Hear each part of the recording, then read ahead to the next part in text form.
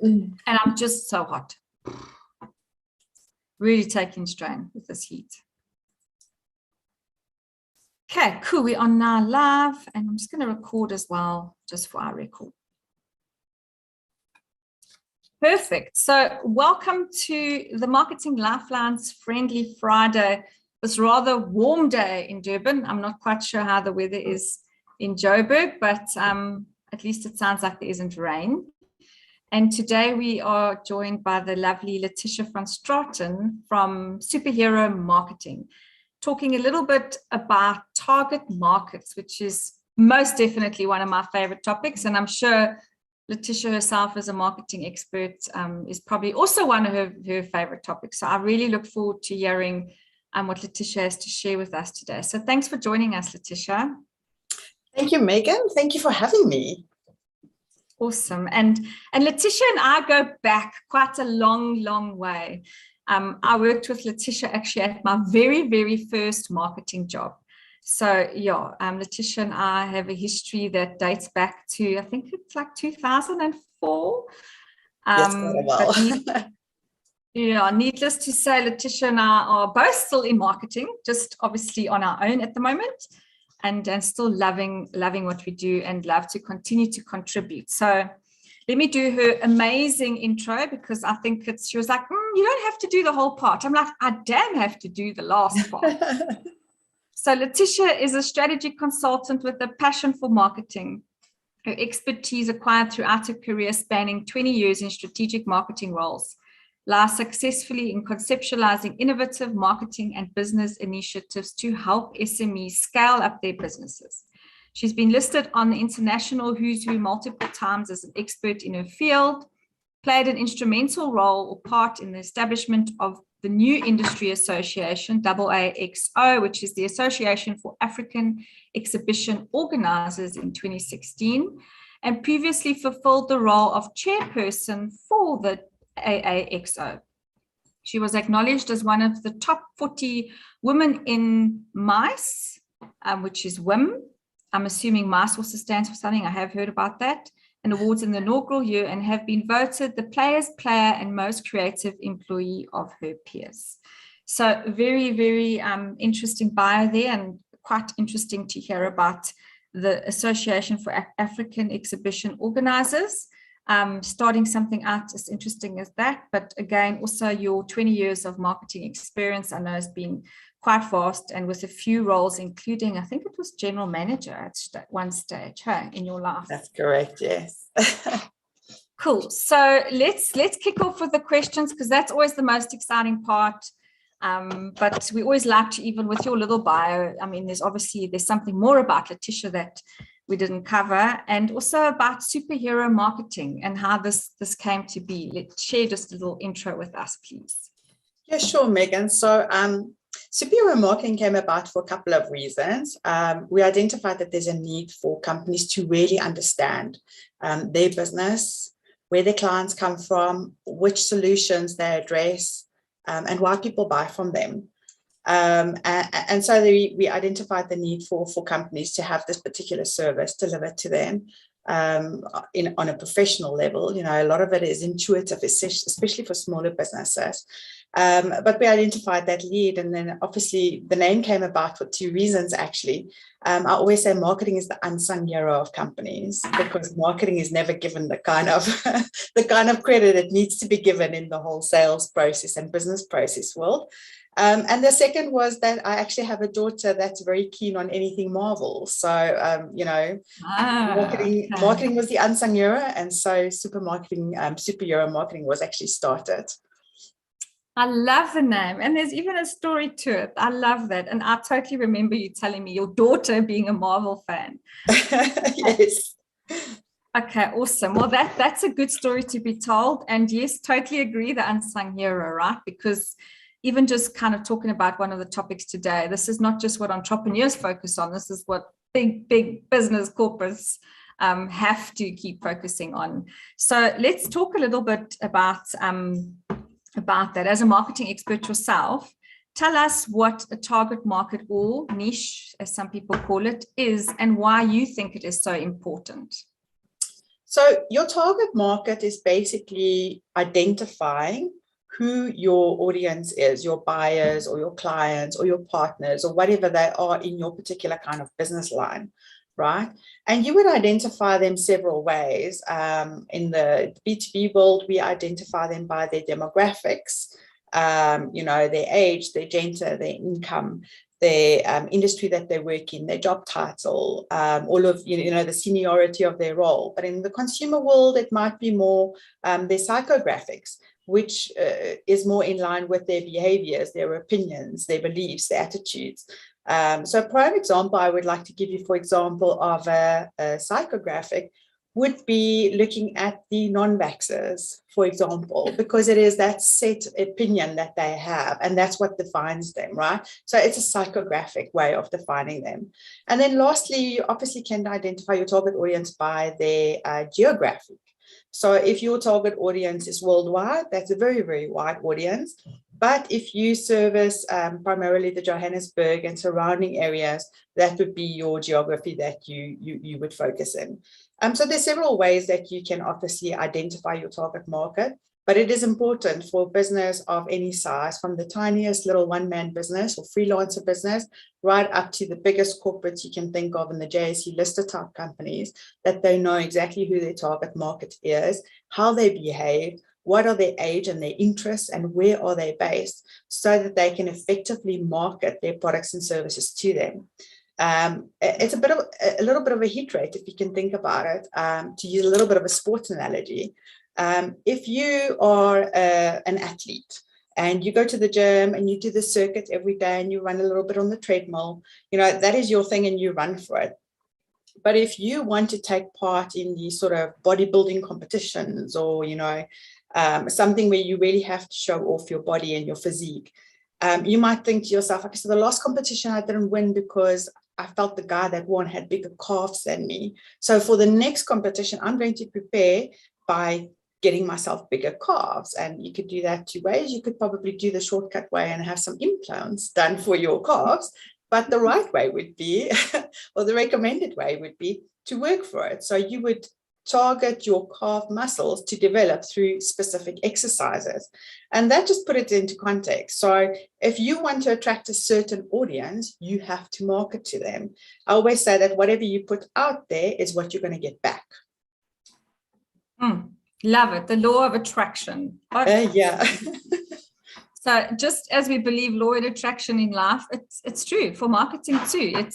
It's just that if you don't know who your target market is, then you actually don't know who you want to attract. So you're not going to either attract the right people or you're going to attract nobody. So very nice. Thanks for using those examples as well. I think that's quite a different way of looking at it. But it's exactly that, there needs to be focus, and as Seth Godin would say, is creating products and services for your customer. It's not about what you want to do, but it's rather what does your customer or target market really need, and understanding them to create something for them. So having a better understanding of our target markets and entrepreneurs in their own businesses, how does this help us then when we want to start creating content for the likes of like Instagrams and Facebook, if it helps us? Yeah, it is a huge help knowing this information, because when you know who your target market exactly is and their behaviors and their age, for example, just on their age, you can identify which social media channels to target them on, because the ages or the common ages across the different social media challenge, they just differ. Facebook probably still being one of the biggest in the world, still the largest audience. And they have people from, youngsters, teenagers, right through up to people in, at retirement age. And you can quite clearly define people on Facebook as well by different criteria. But if you're looking at a very young audience, for example, you might want to consider getting to them through Twitch or TikTok or a different channel. So that really helps you to identify, first of all, which social channel you should be using for your audience. Another thing that you can use, obviously knowing your target audience, to customize your campaign to get to the right people and to engage with them, would be knowing their interests, right? So What are they interested in? What are their challenges? What are they struggling with that your product or service can solve for them? You know, it might be a teenager and you have the right solution in the form of an acne cream, you know, and if you want to identify them, you need to know exactly which platform, what is their problem, this is your solution, and market to them directly. You know, in the business world, it's sometimes quite broad, but let's say, for example, you have a solution for power or energy management, you know, and you want to target the sort of SME level of businesses. You can quite successfully do that just by knowing what kind of job titles, how many employees a company have, etc. And you can target them on LinkedIn very effectively. So there's different ways in which you can target them. I think also then obviously knowing which platform they are on, you are able to customize the kind of messaging that they get. So for example, on Instagram, the Instagram reels and stories work quite well, as well as video, because Instagram is very visual. Whereas with LinkedIn, you'd probably want to do more sort of market reports, case studies, relevant articles, things that really appeal to them because they are on that platform to get business information that's going to solve their problems. So yeah, I think it's a different tiered approach. You need to know who they are, where they are, what their age and demographics, etc. is, what their interests and behaviors are. And then you need to make sure that you develop content or content plan for those channels to reach out to them and to appeal to them. Something that I'd also consider is the kind of visuals that you use. Like I said, maybe video for Instagram, images or video on Facebook, all of these things are relevant. But if you have an audience that's purely female, you know, the colors that you are going to use across your brand as well as in all your advertising is going to be more feminine. Whereas if you are only targeting males, you know, you are going to use very muscular kind of color schemes. So all of these key things come into play when you are planning with your campaigns to your target market. And then you can apply that across social media channels, advertising, every single channel that you do, to make sure that you are appealing to them at the level that they need to see you. Yep, so that they can hopefully engage with you because you give absolutely. So that is what a nice outline, and thank you for being so clear in answering that question. And I think that is it. I have nothing to add. The only thing is, if you're feeling frustrated or overwhelmed about your posts, it's because you haven't done what Leatitia's just said. It's because of you showing up on Facebook and going, I don't know what I need to post today, or shucks, I need to post today. What am I going to post? Okay, so not knowing what you need to know, like Leatitia's just said, who you're talking to, what it is that you need to tell them to get their attention, where do you need to get their attention. Once those things are cleared out, I promise you, your posting will be a lot easier for you to do, and you could then do it in advance too. So nice outline. Thanks, Leatitia. So now on to our top tips, which we like to share every week. So we want to hear from you. What are your top 3 tips? I normally stick with 3, but you're welcome to do a +1. I don't mind. We don't mind 4, but 3 is great. What 3 top tips can you share with entrepreneurs to help identify their niche or target market to create this more relevant content that their customers want to engage with, or at least get their attention? Yes. So I mean, it's hard. Some people don't know where to start to identify their niche. They don't even know how to verbalize or figure out what it is that they enjoy. Even at my age, if people say to me, like, what are you passionate about that's outside of marketing? I'm like, oh, well, I read, you know. And it is quite hard sometimes to say, I really enjoy this, because a lot of people just have such a wide array of things that they are involved in. So identifying your niche, which is very, very important in marketing in general, is not as easy as it might sound. But if I had to give some tips, it would be around the following concepts, right? Identify the interests and passions you have in your business, right? If you are a crafter by nature and you want to craft things and sell them, that is your passion. And someone once said, and I don't know the exact phrase of the saying or the quote, but someone once said, you know, if you do what you love, you'll never work a day in your life, right? And this is where it comes in. If you want to create a business, you have to create a business that you love, that you are passionate about. And then as you create that, you will find your niche. Sometimes you won't know it up front. I started my business and I was going to focus on digital marketing because there's a huge need for that, but I do find that the digital marketing is not for me. I've since found my niche and more on the strategy and consulting side. And I think you've done something similar in your business as well, So sometimes you find your niche along the way. You try a few things, you test it, and then you figure out what you really love and what you're really good at. And then you establish that niche, right? Then the other thing I would say is identify the problems that you can solve. So if you are someone that can look at, a business plan, for example, and you can identify the holes in that plan straight away, that is your strength, and that is something that you should focus on. Don't now go and do other parts of business that you think, I could be a virtual assistant on the side, and I could do this and that. Having a niche is actually very beneficial because it means that, first of all, you're very passionate about it, you're very good at what you do, and you're specialized in that field. So it allows you to charge more because of your expertise, which is very important, I think, for everyone, because there's so much competition. But it also allows you to do what you love. You solve the problems consistently that you love to do. And because you are so good at it, it doesn't feel like you're working, you're just doing what you love. So that is really, really important. Identifying the problems that you can solve and then doing them well. And then one of the other things that always works very well is researching your competition. So sometimes we don't know what our niche should be, but we see, there's all of these marketing companies jumping up, or there's all of these, especially corporate gifting companies. I mean, they're everywhere. You can personalize literally a t-shirt in your own neighborhood now. In the old days, you had to send it off to a company somewhere in Central Joburg, Durban, Cape Town, etc., only the big cities, and it would take 2 weeks to get a t-shirt personalized, and it would cost a fortune.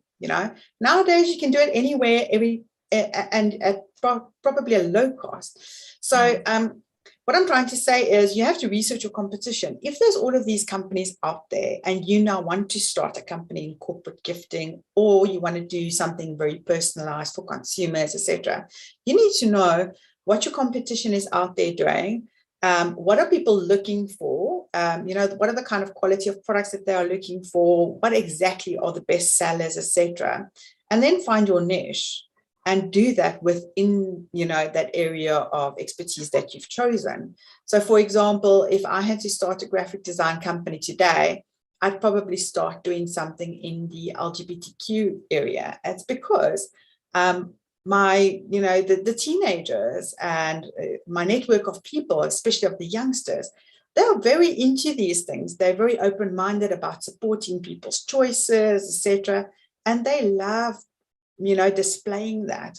And that's generally through their clothes and pins and hats and caps and mugs and everything else. And the problem is, these are the kind of goods that you can't buy locally. They are not specialized locally. You have to import them from most other countries. And so if I had to start something, I need to find that gap in the market that's a niche for me. And I often find that we get inspiration from our kids, don't we? We see things and they're on top of stuff that we don't get exposure to because we're not on the same channels. I joined TikTok last night, actually, and only because my daughter said I have to go follow it. Yes, it's a bit late, but this is the thing, is that I'm not huge on digital. I do social media, and I try to do what I do very well in that space. But my target audiences typically are not those very, that young tier of people.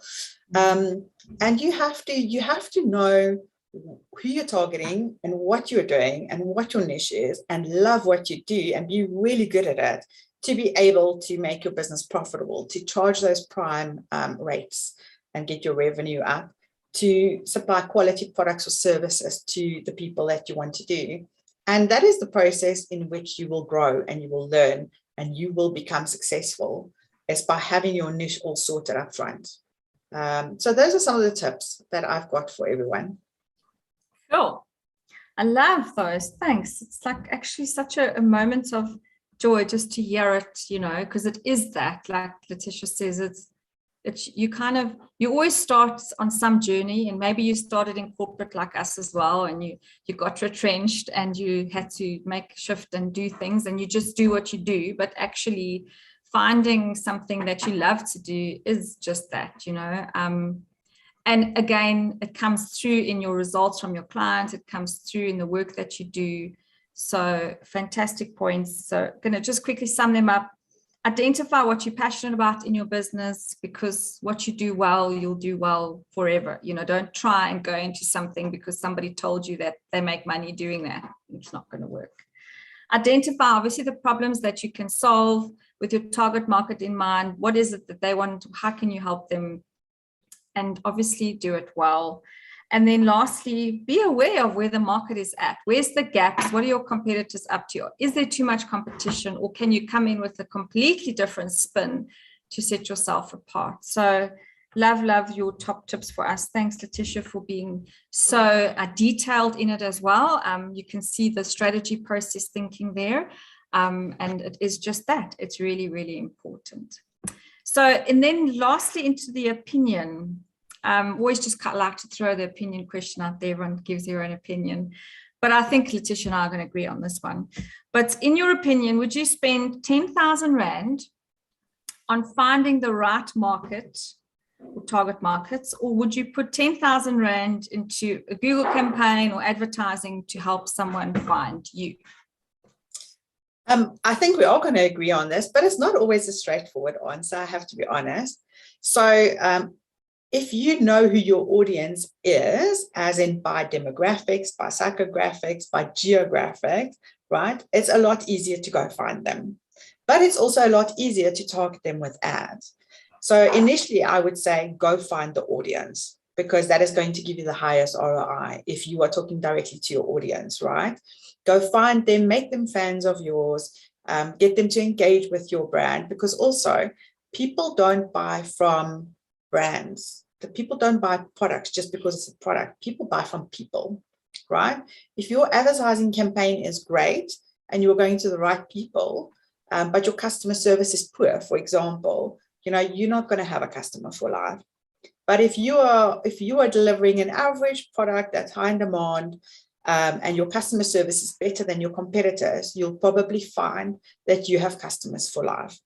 So that is a very big part of the journey for people is, the personal, the face-to-face, and the buying from people. People buy from people they know, people they trust, brands they've heard of, people have recommended that brand or product. So those are more important to me, which is why I spent the money on going to find the target audience. Go find them, identify them, maybe spend some money researching them, what is the best way to market to them, what are their needs and their challenges, etc. That is how you will be more successful in the business than just going out on a limb, placing 10,000 Rands worth of ads on Google, where there's so much competition on keywords, etc. And posting paid for ads or boosting your posts on social media. People are not going to buy from you until they actually know your brand and they've interacted with you before. Cool. Yes, totally agree with you. Too many times I've heard people say, I've thrown 10,000 Rand at Google Ads and I've got no results. Well, please do not do that. Rather get a professional consultant if you have to help you find that niche, to package it. Then you are welcome to take the money and put it into Google. But yeah, so that's definitely would be my answer to. Thanks for elaborating on that for us, Leatitia. And then, yeah, that's us for today. We've gone through the questions. I think we've shared some amazing insights. Letitia's definitely answered all our questions to the point. So thank you so much again, Leatitia, for sharing with us today. Really appreciate you taking out your time. And please, if you did enjoy the interview, please go on and subscribe to the channel and or give us a comment or like us. I'm also going to be sharing it on different platforms so we can hopefully get some more views across LinkedIn. And then we'll obviously be back online live next week at 11 a.m. GMT +2. It's no longer at 12 o'clock. We're going to be doing it at 11 a.m. live every Friday on YouTube. So I'll put that out next week as who will be interviewing. And then, yeah, thank you so much again, Leatitia, and thanks until next time.